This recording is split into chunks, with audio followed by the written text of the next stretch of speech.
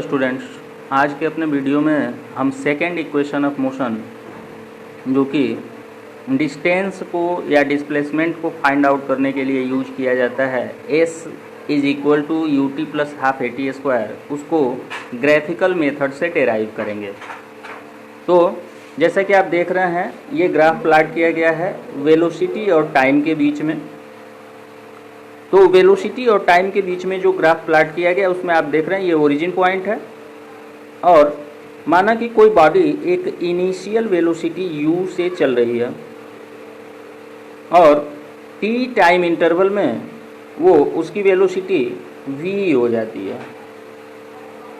तो इस तरह से ये स्ट्रेट लाइन के रूप में, चूँकि यूनिफॉर्म एक्सीलरेशन है, यूनिफॉर्म एक्सीलरेशन से चल रही है, तो स्ट्रेट लाइन के रूप में हमको ये ग्राफ मिलता है वेलोसिटी और टाइम के बीच में।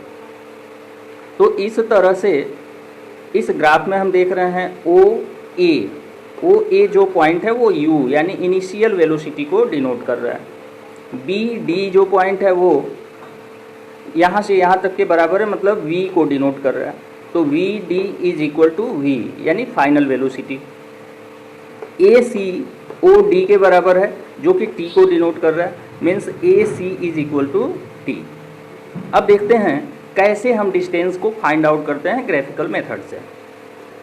तो distance s is equal to area cover by graph. Graph ने जो एरिया कवर अप किया हुआ है, आप देख रहे हो ये एरिया ग्राफ ने जो कवर अप किया हुआ है ये डिस्टेंस के बराबर होगा।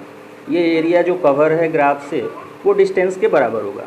आप देख रहे हो कि ये ट्रेपेजियम के शेप का है, ये पैरेलल साइड होगा और ये नॉन पैरेलल साइड होगा।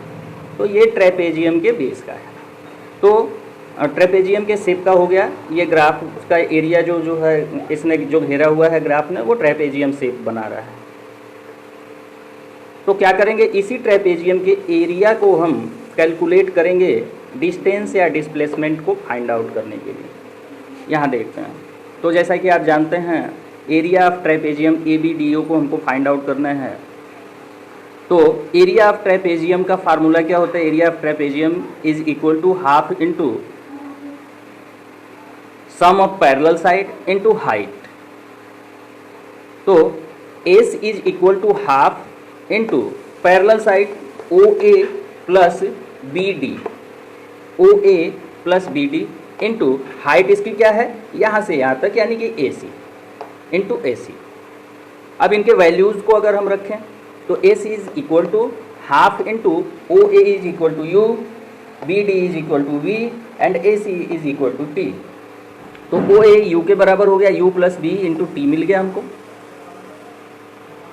इस तरह से हम पाते हैं S is equal to half into u, और v के वैल्यू को हम जानते हैं फर्स्ट इक्वेशन ऑफ मोशन से, v is equal to u plus a t. तो because v is equal to u plus a t, then we can write u plus v is equal to u plus a t into t. When we calculate inside the bracket, we find s is equal to half into 2u, u plus u is equal to 2u plus at into t. Then s is equal to, जब half से 2u को multiply करेंगे तो हमको मिलेगा u, और half से at को मल्टीप्लाई करेंगे तो हमको मिलेगा at/2 into T.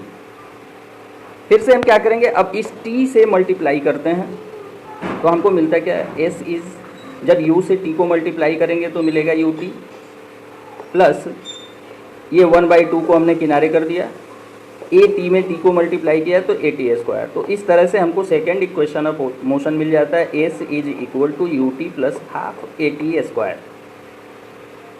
s is equal to u t plus half a t square. This is the second equation of motion, where s is the distance or displacement, u is the initial velocity, t is time interval, half into a is acceleration and t is time interval as I told you.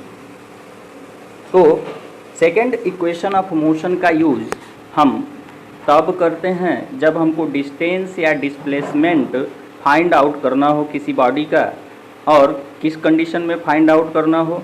जब वो एक uniform acceleration के through move कर रही हो, मतलब उस पे एक यूनिफॉर्म एक्सीलरेशन वर्क कर रहा हो।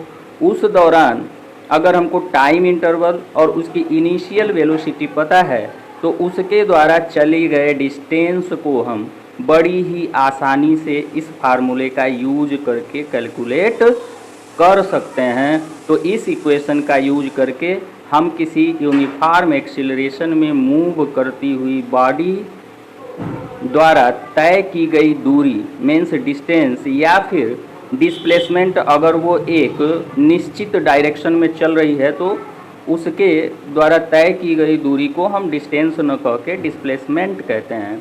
उसको हम इस फार्मूले से फाइंड आउट करते हैं। आशा है आपको सेकेंड इक्वेशन ऑफ मोशन जो है S is equal to ut plus half AT² graphical method से इसका डेरिवेशन आपके समझ में आ गया होगा।